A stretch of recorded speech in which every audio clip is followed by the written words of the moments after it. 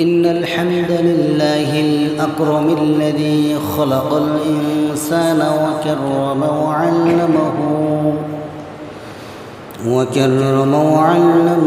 من البيان ما لم يعلم. فسبحان الذي لا يحصى امتنانه باللسان ولا بالقلم. نشهد أن لا إله إلا الله وحده لا شريك له،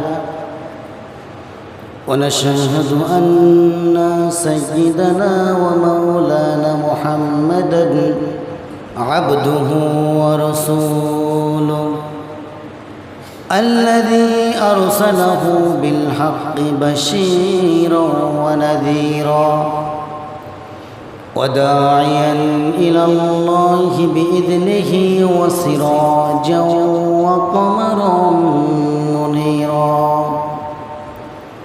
فقد قال الله تعالى في كلامه المجيد وفرقانه الحميد: أعوذ بالله من الشيطان الرجيم. بسم الله الرحمن الرحيم. إن الله وملائكته يصلون على النبي يا أيها الذين آمنوا صلوا عليه وسلموا تسليما. اللهم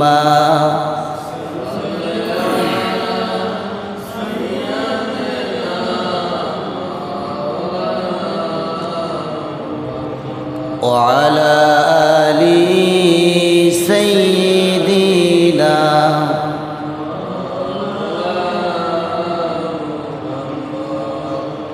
নবীর প্রতি মোহাব্বত ভালোবাসা সবার ভিতরে কম আছে না বেশি আছে?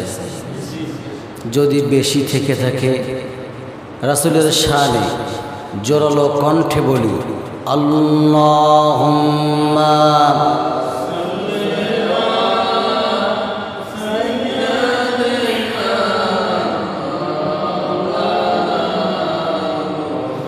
وعلى آل سيدنا مولانا محمد. মেঘে ময়ূরী পশ্চিমেতে যেও, মেঘে ময়ূরী পশ্চিমেতে যেও, আমার সালাম নবীর দেশে দিও। রওজা জিয়ারতের আশায়, রওজা জিয়ারতের আশায় পিয়াসী অন্তর। যেথায় আমার প্রিয় রাসূল ঘুমায় নিরন্তর। আল্লাহুম্মা সাল্লি আলা সাইয়্যিদিনা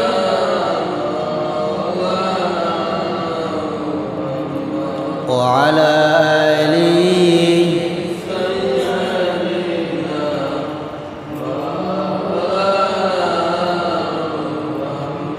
সবাই বলুন বালাগাল উলা بكماله كشف الدجى بجماله حسنت جميع خصاله صلوا عليه وآله.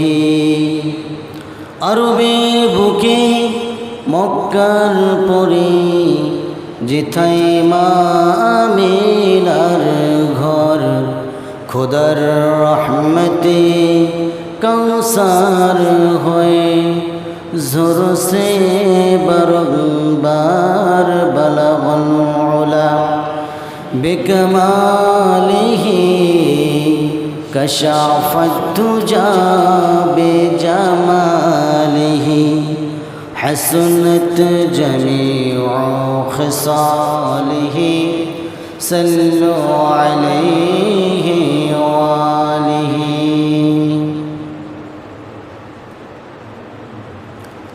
সম্মানিত দ্বীনী ভাইরা, আলোচনার সূচনায় আনুষ্ঠানিকতার মধ্য দিয়া আমার পক্ষ থেকে সবাইকে হৃদয় নিংড়ানো প্রাণ উজাড় করানো সালাম। আসসালামু আলাইকুম ওয়া রাহমাতুল্লাহি ওয়া বারাকাতুহু। আপনারা সবাই কেমন আছেন? আমাকেও প্রশ্ন করেছেন, আল্লাহ রাব্বুল আলামিন আমাকে আপনার কাতারে রেখেছেন, বলি আলহামদুলিল্লাহ। সম্মানিত উপস্থিতি, যে আল্লাহ সুবহানাহু ওয়া তাআলা আমাকে আপনাকে আজকে এই ইয়াউমুল জুমআহ ফাসআউ ইলা যিকরিল্লাহ, এই পবিত্র জুমআবারে আসার মতো বসার মতো তৌফিক করে দিলেন। সেই মাবুদের দরবারে আমরা শুকরগুজার হচ্ছি। সবাই জোরালো কণ্ঠে বলে উঠছি আলহামদুলিল্লাহ।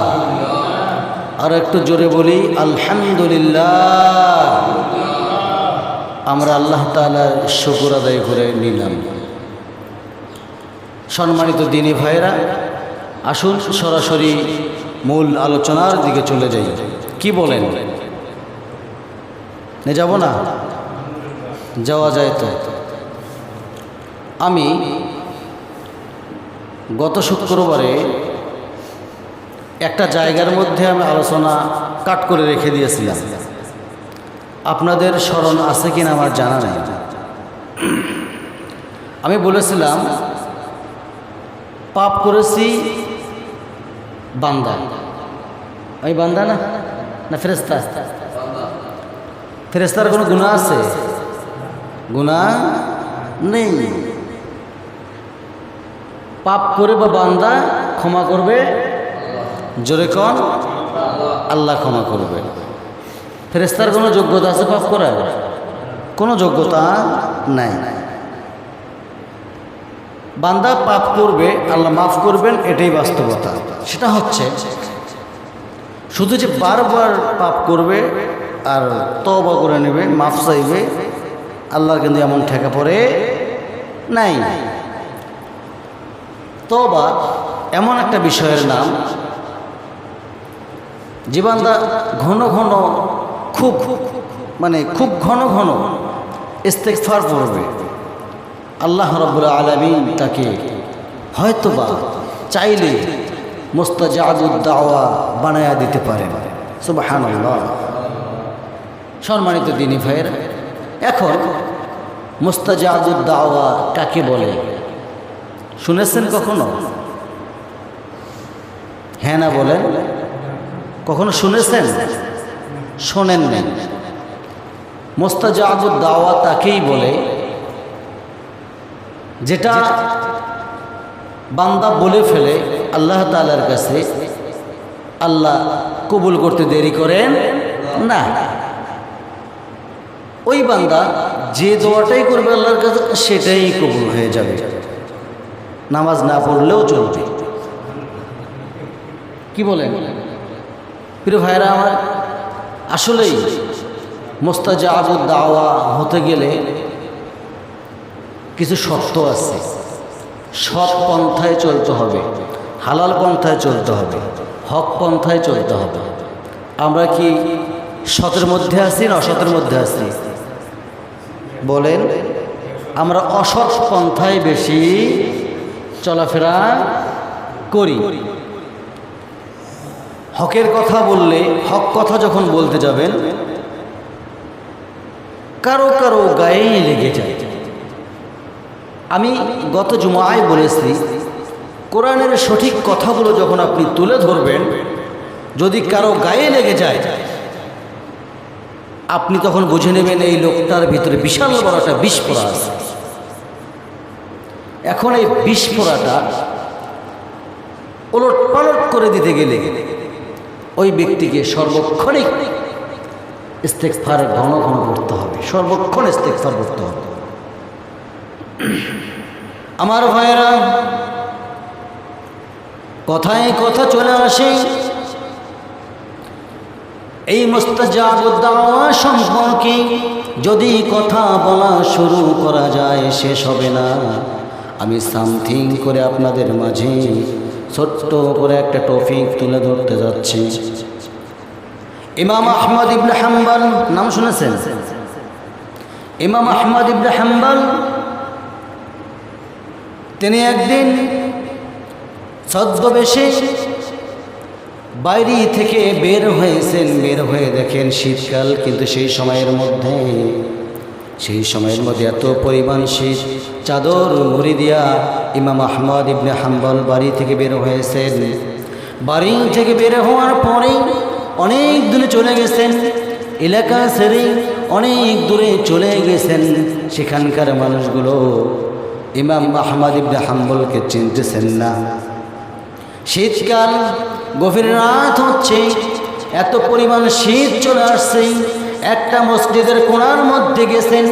মসজিদের মধ্যে গিয়ে মসজিদের খাদেমকে বলতেছেন, ভাই মসজিদের খাদেম, আমাকে কি রাতের মধ্যে সামান্য একটু রাত বসে আছে, মাত্র একটু রাত বাকি আছে, ফজর হইতে একটু সময় বাকি আছে, আমাকে একটু বারান্দার কোণার মধ্যে গিয়ে থাকতে দেওয়া যাবে নাকি?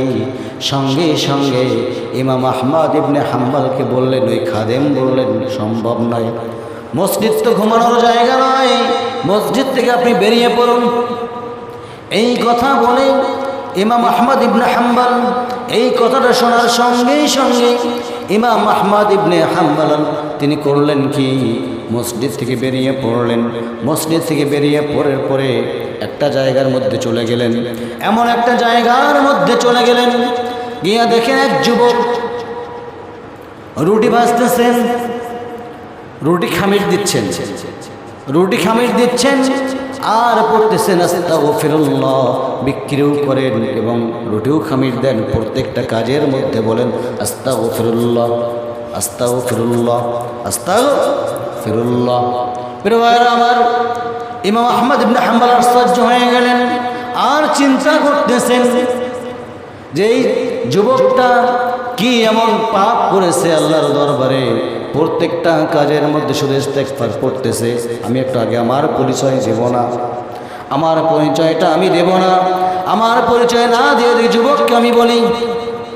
যুবককে বলতেছে, নো যুবক, রাত শেষের দিকে প্রায়, আমি একটু তোমার কাছে সময়টা আগুনটা একটু তাপ নেব, আগুনের তাপ নেব। তুমি রুটি খামির দিচ্ছ, ভালো কথা, ভালো কাজ করতেছো, তুমি বিজনেস করতেছো, ব্যবসা করতেছো, তোমার ব্যবসা তুমি করো, আমি শুধুমাত্র যদি তুমি অনুমতি দাও আমাকে, আমি আগুনের তাপটা নেব। এই অনুমতি দিলে আমি আগুনের তাপটা নিয়ে নেব। ওই যুবক বললেন, কোনো সমস্যা নাই, আপনি আগুনের তাপ নেন, যেহেতু শীতকাল আপনি আগুনের তাপটা নিয়ে নেন, কোনো সমস্যা নাই। ইমাম আহমদ ইবনে হাম্বল তিনি করলেন কি, ওখানে বসে পড়লেন, আগুনের তাপ নিচ্ছেন। আর একদিকে ওই যুবকের দিকে তাকায়া দেখতেছেন, রুটিও বিক্রি করতেছেন, আবার বলতেন আস্তাগফিরুল্লাহ, আবার রুটি খামির দিচ্ছেন, আবার বলতেছেন আস্তাগফিরুল্লাহ। এক পর্যায়ে ইমাম আহমদ ইবনে হাম্বল তিনি সহ্য করতে পারলেন না, চিন্তা করে দেখলেন আমাকে এই যুবককে প্রশ্ন করতে হবে। এখন এত ঘন ঘন ইস্তেগফার পড়ার কারণটাকে আমাকেই জানতে হবে, আমাকে এখানে কেউ চেনে না। তখন ইমাম আহমদ ইবনে হাম্বল বললেন, ওই যুবককে বললেন, ভাই ওটি রুটিওয়ালা যুবক, তোমার কি হয়েছে, তুমি কেন এত ঘন ঘন ইস্তেগফার করতেছো, এর কারণটা কি? ওই যুবক বলতেছেন, কোনো কারণ নাই, একটা কারণ আছে, সেই কারণটা হলো ইস্তেগফারের কারণেই। আমি এত গরিব মানুষ, আমি রুটি বিক্রেতা একজন, কিন্তু এই ইস্তেগফার করার কারণে আমার আল্লাহ রব্বুল আলামিন আমাকে, আমি আল্লাহ রব্বুল আলামিনের কাছে আমি যা চেয়েছি আমার আল্লাহ রব্বুল আলামিন আমাকে তাই দিয়ে দিয়েছেন। বলি সুবহানাল্লাহ। আপনি যে কোন যুবক আমি আপনাকে চিনি না, রুটিওয়ালা বলতেছেন আপনাকে আমি চিনি না, আপনার পরিচয়টা দেন। কেন আমার পরিচয় আগে দেব না? রুটিওয়ালা আবার বলতেছেন আমার এখন পর্যন্ত একটা দোয়া বাকি আছে, একটা দোয়া আমার কবুল হয় নাই, যার কারণে আমি গরিব মানুষ হতে পারি, তারপরও আমি আল্লাহ রাব্বুল আলামিনের কাছে একটা দোয়ার কারণে যেন কবুল হয়, এই কারণে বারবার আমি বলি আস্তাগফিরুল্লাহ আস্তাগফিরুল্লাহ। আমার সাথে বলেন আস্তাগফিরুল্লাহ আস্তাগফিরুল্লাহ। এই বারবার এই কথাটা বলতেছেন। সঙ্গে সঙ্গে ইমাম আহমদ ইবনে হাম্বল বলতেছেন, ও যুবক, তোমার কোন আশাটা পূরণ হয় নাই আমি একটু জানতে চাই। তখন ওই যুবক বলতেছেন আপনাকে জানাই এত লাভ নাই, আমার জানানোর মালিক কেবলমাত্র আমার আল্লাহ রব্বুল আলামিন। ইমাম আহমদ ইবনে হাম্বল তার পরিচয় কিন্তু গোপন করেছেন, পরিচয় গোপন করেছেন। এক পর্যায়ে ইমাম আহমদ ইবনে হাম্বল যখন ওই যুবককে যখন জোরপূর্বক ধরে ফেলছেন, বলতে ও যুবক তুমি বলো তোমার কোন আশাটা আল্লাহর দরবারে পূর্ণ হয় নাই। যুবক সরাসরি বলে ফেললেন আমি আল্লাহ রাব্বুল আলামিনের সমস্ত দোয়াগুলোই পেয়েছি, দোয়া করেছি, আমার আল্লাহ রাব্বুল আলামিন আমার সমস্ত দোয়াগুলো কবুল করে নিয়েছেন, একটা দোয়া কবুল হয় নাই। বর্তমান জামানার মধ্যে সেই দোয়াটাই আমি করতেছি আল্লাহর দরবারে, ইস্তেগফার এত ঘন ঘন করতেছি আমি আল্লাহ রাব্বুল আলামিনের কাছে ফরিয়াদ করি, আল্লাহ রাব্বুল আলামিন আল্লাহ তাআলা। এই জগৎধন্য ইমাম আহমদ ইবনে হাম্বল, তার সঙ্গে এখন আমার দেখা হয় নাই গো আল্লাহ, তুমি আল্লাহ রাব্বুল আলামিন ইমাম আহমদ ইবনে হাম্বলের সঙ্গে তুমি আল্লাহ আমার সাক্ষাতে মিলন করে দাও, আমি তার কপালের মধ্যে একটা মাত্র চুম্বন করে রেখে দেব। সুবহানাল্লাহ কবেন না? প্রিয় ভাইরা আমার, ইমাম আহমদ ইবনে হাম্বল তিনি আর দেরি করলেন না, চিন্তা করলেন হায়রে যুবক, এ তো মুস্তাজাবুদ দাওয়া হয়ে গেছে, আল্লাহর দরবারে সমস্ত দোয়া কবুল, যে দোয়ার জন্য এত পরিমাণ ইস্তেগফার করতেছে শেষ দোয়া, সে দোয়াটাও তো আজকে কবুল হয়ে যাচ্ছে, আমি পরিচয় দিলে কবুল হয়ে যাচ্ছে। এখন ইমাম আহমদ ইবনে হাম্বল আর দেরি করলেন না, সঙ্গে সঙ্গে বলে ফেললেন ও যুবক, তুমি যে দোয়ার জন্য আল্লাহর দরবারে ফরিয়াদ করতেছো, যার জন্য তুমি দোয়া করতেছো, ইমাম আহমদ ইবনে হাম্বলকে তোমার আর খোঁজার কোনো প্রয়োজন নাই, তোমার সামনে ইমাম আহমদ ইবনে হাম্বল তোমার সামনে রেডি, তোমার সামনেই দাঁড়িয়ে আছে। ওই যুবক সঙ্গে সঙ্গে বলতেছেন আমার চোখে তো পড়তেছে না, কে আপনি বলতেছেন, কি বলতেছেন আপনি? তখন ইমাম আহমদ ইবনে হাম্বল বলতেছেন ও যুবক, আমাকে যে তুমি দেখতেছো আমি যেন তেন মানুষ নই, আমার নামেই হচ্ছে ইমাম আহমদ ইবনে হাম্বল। আল্লাহু আকবার, ছোট কথা। সঙ্গে সঙ্গে আর দেরি করলেন না, ইমাম আহমদ ইবনে হাম্বল এইভাবে দুই হাত আগে দিয়ে বললেন ও যুবক, আমার বুকের মধ্যে আসো, তোমার মনের আশা তুমি পূরণ করে নাও। সঙ্গে সঙ্গে ওই রুটিওয়ালা যুবক বুকের মধ্যে আসলেন, এসে কপালের মধ্যে চুম্বন রেখে দিলেন আর আল্লাহর দরবারে শুকরিয়া আদায় করলেন, আয় আল্লাহ তাআলা, আজকে থেকে আমার সমস্ত চাওয়াগুলো পাওয়া হয়ে গেল গো আল্লাহ রাব্বুল আলামিন। প্রিয় ভাইরা আমার, দোয়া কবুল এমনি এমনি হবে না। মিথ্যা কথা যতক্ষণ পর্যন্ত আমরা ছাড়তে পারি নাই, ততক্ষণ পর্যন্ত আপনার আমার দোয়া কবুল কোশ্চিন কালেও হবে না। আসমান থেকে তো ফেরেশতাও নেমে আসা সম্ভব নয়, তার কারণ মিথ্যা কথা ছাড়তে হবে। আমরা ঠোকায় ঠোকায় মিথ্যা কথা বলি, পা বাড়াইলেই মিথ্যা কথা বলি, মিথ্যা ছাড়তে হবে আমাদের। এত পরিমাণ মিথ্যা দিয়ে ভরপুর হয়ে গেছে দুনিয়াটা, যেখানেই যান মারামারি, কাটাকাটি, হানাহানি, খুনাখুনি। বিশেষ করে একটা কথা না বললেই নয়, বর্তমান যে অবস্থা শুরু হয়েছে, এত নির্যাতন শুরু হয়েছে। প্রিয় ভাইরা আমার, কাজ করে একজন দোষ হয় আর একজন আর আছে না নাই? বর্তমান সমাজে এইটাই চলতেছে, কাজ করে একজন দোষ হয় আর একজন। তো সেদিক থেকে আমাদের সতর্ক থাকতে হবে কি হবে না বলেন তো? আসতে করবেন না। এখন থেকে আপনার আমার দায়িত্ব মানুষ চেনা, ইমানদার ব্যক্তি চেনা। আপনি ভালো মানুষের সঙ্গে চলাফেরা করবেন, ভালো হবেন। খারাপের সঙ্গে চলাফেরা করবেন, আপনি বাবাখোর হবেন। ঠিক কিনা বলেন? বাবা কাক কয়? এই যে বাবারা সেগুলা ট্যাবলেট বাবা, ট্যাবলেট বাবা দেখি নেই আমি, এই বাবাটা আমি দেখি নেই। বাবাখোর হবেন। অতএব আল্লাহ রাসূল সাল্লাল্লাহু আলাইহি ওয়াসাল্লাম তিনি নিজে বলেছেন, আমার উম্মতকে আমি একটা মেসেজ দিতে চাচ্ছি। সে মেসেজ হচ্ছে, এই উম্মতে মুহাম্মদ, এই উম্মতগুলো যদি ভালো মানুষের সঙ্গে চলাফেরা করে সে ভালো হয়ে যাবে, আর যদি খারাপ মানুষের সঙ্গে চলাফেরা করে সে খারাপ হয়ে যাবে। প্রিয় ভাইরা আমার, মূল কথায় চলে আসি। আমার ভাইরা, আমি বলছিলাম বর্তমান সমাজ কিন্তু মাদকে আসক্ত হয়ে গেছে, ঠিক কিনা? বর্তমান সমাজে মাদকে আসক্ত হয়ে গেছে, নেশায় আসক্ত হয়ে গেছে, মোবাইলে আসক্ত হয়ে গেছে, ফ্রি ফায়ার গেম নিয়ে সারাদিন পরে থাকে। না ভুল করতেছে? আমি ফ্রি ফায়ার গেম নিয়ে থাকে না ভাই, কোনো কাম নেই, কোনো কাজ নেই, শুধু কি হলো কি না হলো আমি বুঝি না। আমি এই জিনিসটা কিছুই বুঝি না, ফ্রি ফায়ার গেমটা আমি আসলে বুঝি না। অনেক চেষ্টা করছিলাম, পারি কিনা, পারি না। আমি অনেক চেষ্টা, আমার তো অ্যান্ড্রয়েড সেট আছে না, আমি চেষ্টা করছিলাম, পারি না। যাই হোক, এটা লম্বা কথা, ওগুলো বলার দরকার নাই। বর্তমান সমাজে যুবকেরা এগুলোই আসক্ত বেশি হয়ে গেছে। এইটাকে বন্ধ করার জন্য বেশি লোক লাগবে না। একটা এলাকার মধ্যে একজন ধরবেন, জায়গা মতো ছান্দায় দিবেন, ঢোকায় দিবেন, জায়গা মতো ঢোকায় দিবেন, আর পাশার মতো জন দুই চারটা হাঁকায় দেবে, প্যাক প্যাক করে সবগুলো বলে দেবে। ঠিক কিনা? ভুল কইলাম?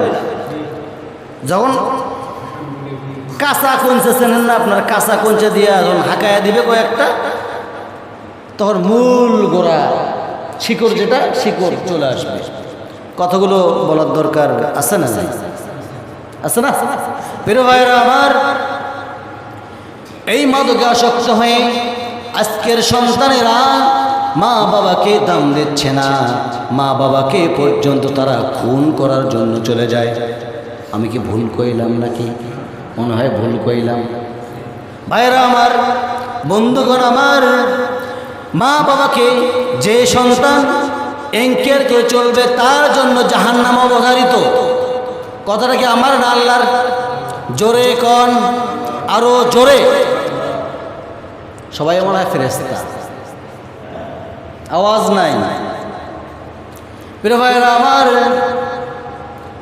আল্লাহ রাব্বুল আলামিন এই মা বাবা সম্পর্কে স্পষ্ট করে জানিয়ে দিচ্ছেন, ওয়াকাদা রাব্বুকা আল্লা তা'বুদু ইল্লা ইয়্যাহু ওয়া বিল ওয়ালিদাইনি ইহসানা ইম্মা ইয়াবলুগান্না ইনদাকাল কিবারা আহাদুহুমা আও কিলাহুমা ফালা তাকুল লাহুমা উফ ওয়ালা তানহারহুমা ওয়া কুল লাহুমা কাওলান কারীমা واخفض لهما جناح الذل من الرحمة وقل رب ارحمهما كما ربياني صغيرا। তোমার মা বাবা তোমার জন্য রহমত, তোমার মা বাবা তোমার জন্য গজব। কি জন্য বললাম জানার দরকার আছে না নাই? জোরে কোন, জানবেন না? কারা কারা হাত তোলেন? কেউ কিন্তু হাত ওঠান নাই, সবাই জানতে চাচ্ছেন। আমি বলতেছিলাম ওয়াকাদা রাব্বুকা আল্লা তা'বুদু ইল্লা ইয়্যাহ, কেবলমাত্র একমাত্র আমি আল্লাহ রব্বুল আলামিন, আমাকে ভয় করো। এখানে যদিও ভয় করার কথা বলা হয় নাই, আমার ইবাদত করো। ভয় না করলে ইবাদত করবেন আপনি কেমনে? ভয় করা লাগবে না আল্লাহকে? আল্লাহকে ভয় করবেন না? আল্লাহকে ভয় গণনা না করলে তো আপনি ইবাদত করতে পারবেন না। আল্লাহ রাব্বুল আলামিন বলেন, ওয়াকাদা রাব্বুকা আল্লা তা'বুদু ইল্লা ইয়্যাহ, একমাত্র আমাকে ভয় করো এবং আমার ইবাদত করো। ভয় করে ইবাদত করো। যদি ভয়ের কথা খুব শব্দ এখানে আসে নাই, তারপরও আমাকে কথাটা ডিসপ্লে করতে হচ্ছে। একমাত্র আমার ইবাদত করো, আমার ইবাদতের পরে তোমার মা বাবার খেদমত তুমি করো। ওয়াবিল ওয়ালিদাইনি ইহসানা, তোমার মা বাবার সঙ্গে তুমি ভালো আচরণ করে যাও।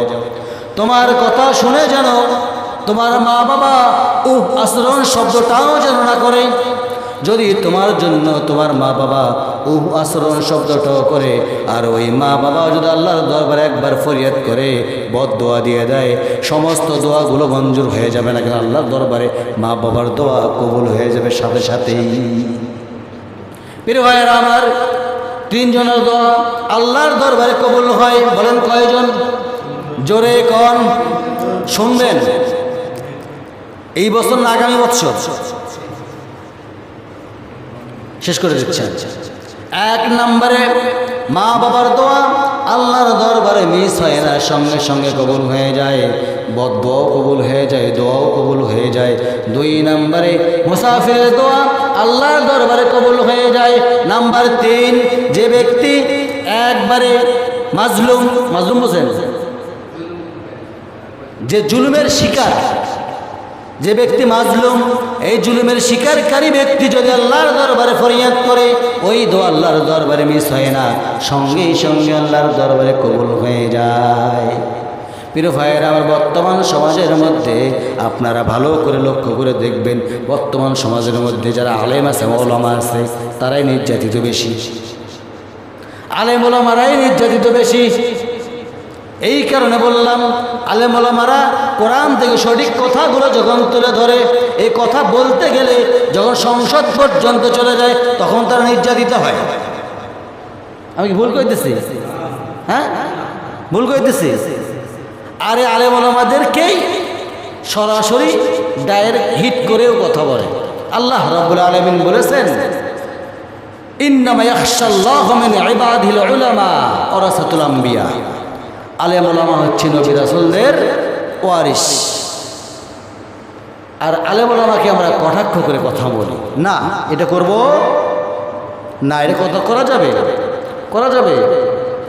এটা যদি না করা যায়, মা বাবাকে তো কষ্ট দেওয়া যাবে, মা বাবার উপর তো সোরা ধরা যাবে নাকি, পিস্তল ধরা যাবে, বিষ আনে বিষ কিনে যাবে, খাওয়া যাবে, করা যাবে। তাহলে কি বললো এখানে?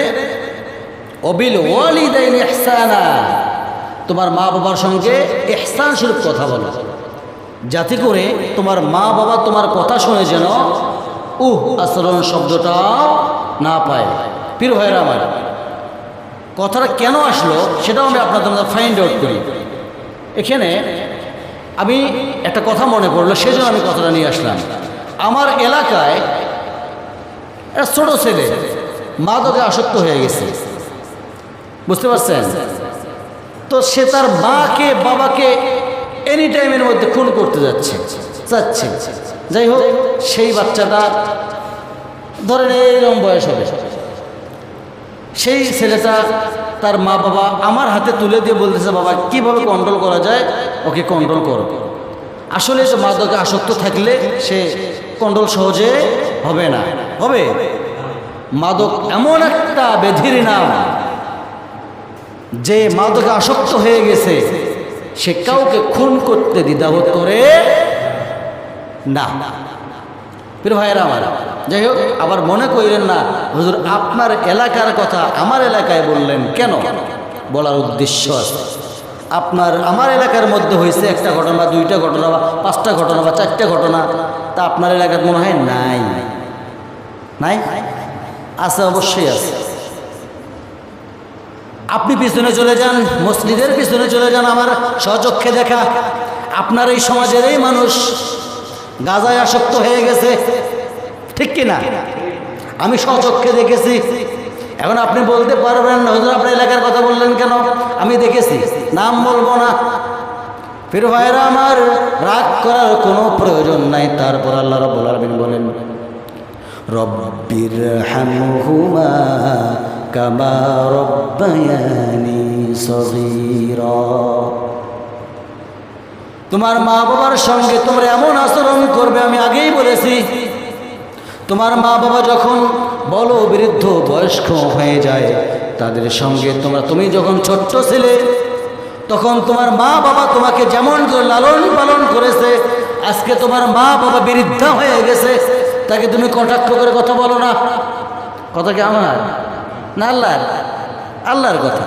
প্রিয় ভাইরা আমার, মা বাবাকে কটাক্ষ করে কথা বলো না। এই কথা এই জন্য আমরা বলি রব্বির হাদিয়াতুল, বলি না রব্বির হামহুমা কামা রব্বায়ানি সগীরা। আল্লাহ তাআলা ছোট্টবেলায় আমার মা বাবা আমাকে যেমন করে লালন পালন করেছিল, ঠিক তেমনই তুমি আল্লাহ আমার মা বাবাকে তুমি আল্লাহ তোমার কুদরতি নজর দিয়ে দেখে রাখো। একটু আস্তে কোন সুবহানাল্লাহ, আরো জোরে সুবহানাল্লাহ।